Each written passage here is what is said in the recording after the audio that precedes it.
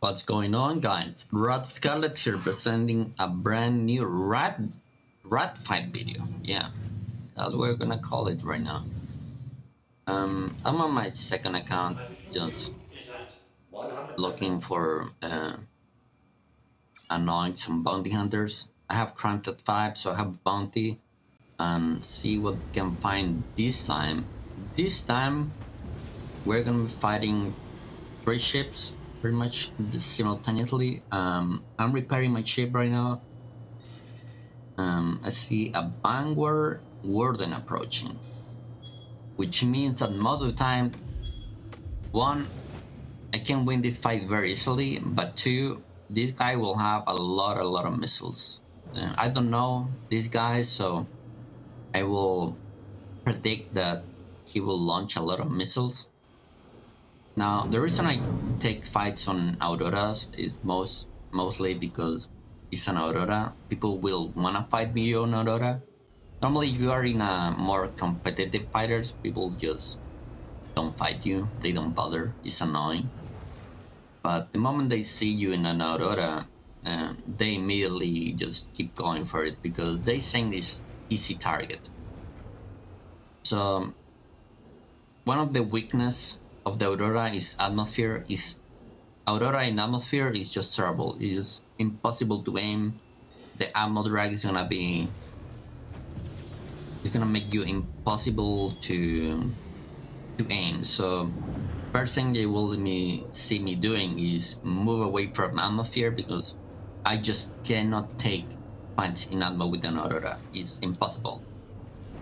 Even killing a turret on a bunker is gonna be a very difficult task. So that's why you will see me like just moving away at the beginning.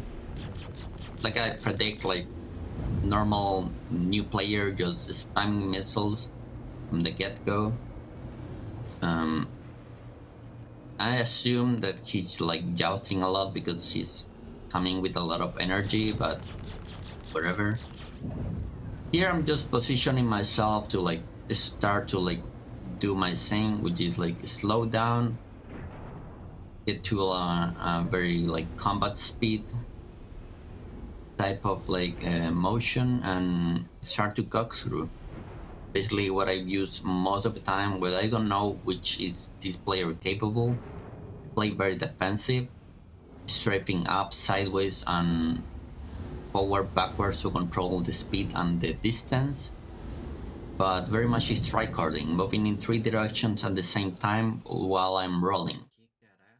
That's gonna create a movement which is gonna make you very evasive. So here I'm slowing down. I want this guy to slow down, so I'm not gonna chase him. I'm not gonna bother. He's the hunter, so you having the crank at 5 means that you control where the fight takes place, which speed fight takes place. So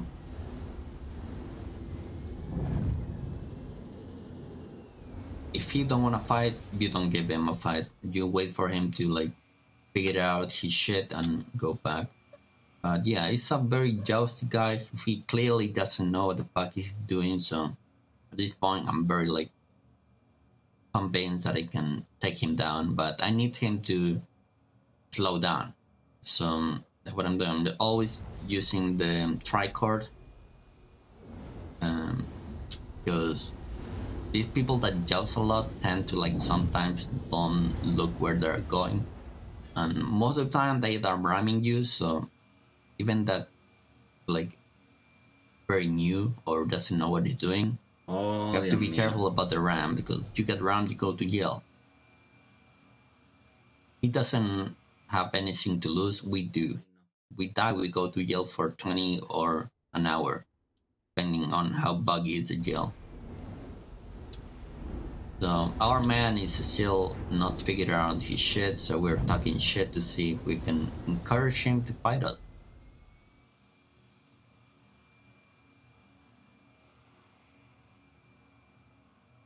Still very jousty. Probably other thing that you can tell by his movement, like very jousty, that he probably is on the couple too. That way he cannot control too much the rift. A lot of people that just see other streamers fight and they just pick wherever the other people do, like decouple flying. They just put the decouple button and they don't understand too much how fighting decouple, and they tend to like lose control a lot of their ships, which this is the case. Have a decouple warden that just cannot control his momentum. So gonna keep just talking shit, see what we can get from him. Eventually he will engage in us and gonna become a fight, but not for now.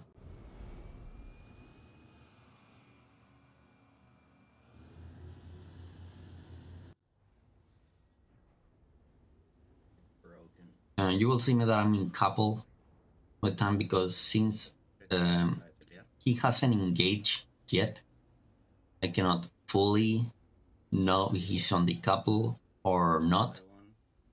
If I'm engaging with him, like trading damage, and I see that even that I'm on the pip, I'm not hitting too much, that means immediately that he's on the couple. So if you wanna trade with him, you will have to go with the coupling with him, and that's gonna allow you to trade. We finally have some action going on. We see a Super Hornet approaching. She'll like figure out what to do. Then we're in couple, so we're trying to like, I think I'm pushing into him, try to figure it out if he wanna fight or not.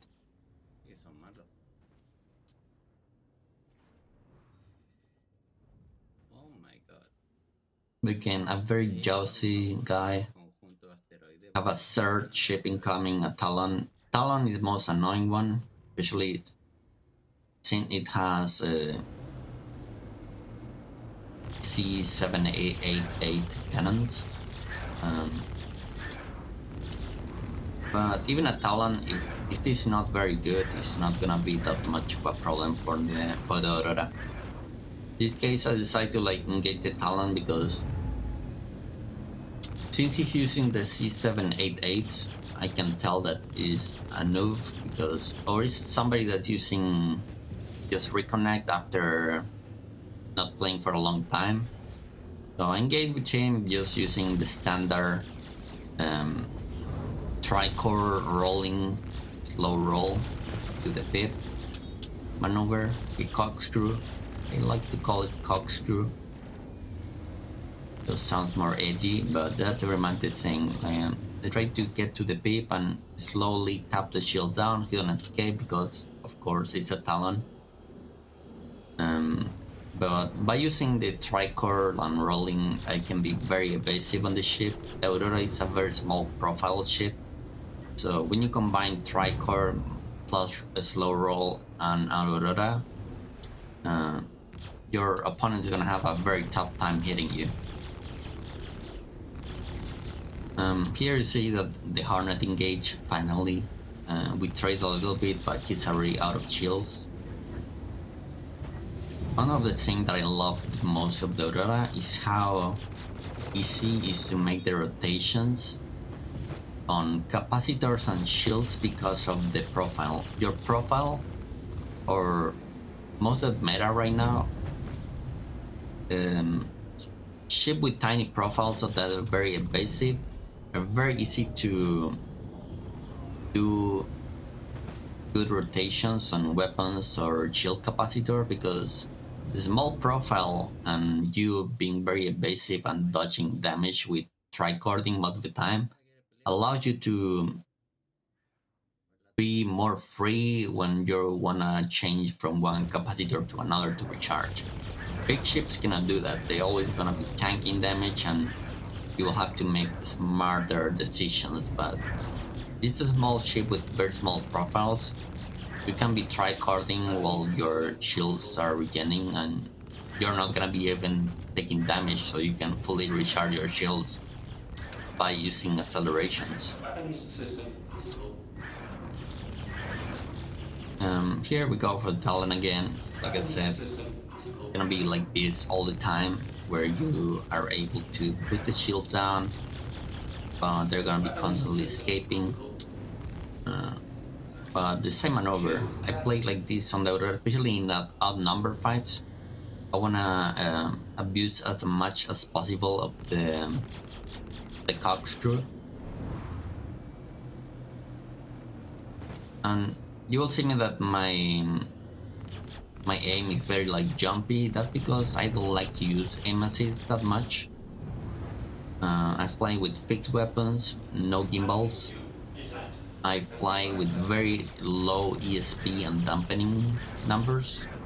It's around like 3. A lot of people like to fight a lot with like aim assist. I don't like it because I get this feeling that makes your aim worse. You're technically not aiming, the computer is doing it for you. So I prefer to like get used to aim with my own hand. I lose a lot of memory muscle by dogfighting a lot, because since you don't use your mouse too much, it's barely a couple of millimeters when you move your mouse. Even with low ESP settings, because you do like very much micro adjustments. Most of the aiming on dogfighting is mostly movement. You move your ship toward the tip and then you adjust a little with the mouse. So it's not like the ESP isn't gonna make that much difference. It's mostly about movement. When you get close to your enemy pip. Here, just the same. I go for the one that wanna be more aggressive towards me. That's how I change targets. If I see that one goes away, I change immediately target to the next one. Because see, I will not chase a Talon. I cannot chase him on a hit fight. But that's how I wear them out eventually. My shields are not going down. Their shields are going down. They're taking damage. So eventually, they're either gonna turn red and dip, or they're gonna die, because these are very long fights that can be very frustrating. And when people is frustrating and they stop making rational decisions and they make emotional decisions, because they're very upset, either they're gonna go away and cry in game shot, or they're gonna full commit and die just to get rid of the bounty. So I keep pushing the Hornet because I know he's like very low and he's slow too. So I can catch with the Hornet. I decide to put more pressure on them this time. So I'm focusing that now. The Talon, not a big problem, but you can see like these people will just go full forward, and I think I'm playing more defensive at this point because I'm kind of feeling that I'm gonna get run by it. I'm not in decouple. I tend to not fight that much in decouple, especially against like jousters, because one, they seem to not be using decouple, and two, that's gonna allow me to fight or force them to fight me at lower speeds too, which is what I want. Lower speed, we're more maneuverable, more effective on damage, etc. But you can see they don't want the heat. We see the Hornet goes away. We change to the Talon. Again, the same maneuver, straight up, rolling into the pit, slow roll. How I do the slow roll on keyboard is basically by micro tapping the Q or the E, depending on which direction you want to roll. Very fast. It's very clunky. You're not gonna get the smooth slow roll that you get on a joystick analog input. But with work and patience and a lot of focus, you can do a slow roll and be very annoying to your opponent with any ship, especially these like little ones that they cannot even imagine they are kicking their ass. Let's say the same. Decide to like chase him down, put more pressure on him. See how gangster he is, but he seemed to not be that gangster anymore. Vanguard dipped away a lot of moments ago. Of course, he was like just jousting. His missiles were not connecting, so that's how very much works with a bunch of like these players. They just missile spam and go away. We got rid of the Hornet. He gave up, so shoot on the Talon. He's using C78, so eventually he either gonna go away because his projectiles are gonna run out, or he's just gonna stay and die. But chances are he's just gonna stay, or no, he's probably gonna dip. See the Hornet coming back.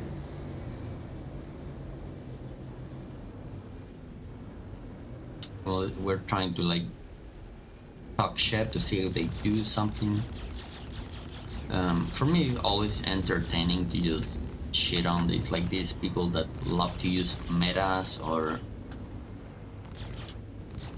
like a more competitive fighter against, especially a starter pack, because they don't know how fucking good can Aurora be, and that's the objective with like these videos. Just put a spotlight on the Aurora and how good can become if you know what you have to do. This is not very difficult. Like I said, like the maneuvering is very simple. The cut through on keyboard, you have to just strafe up sideways and forward backwards depending of your how much distance you want from your enemy, but basically tricord. That's very basic, very easy to do.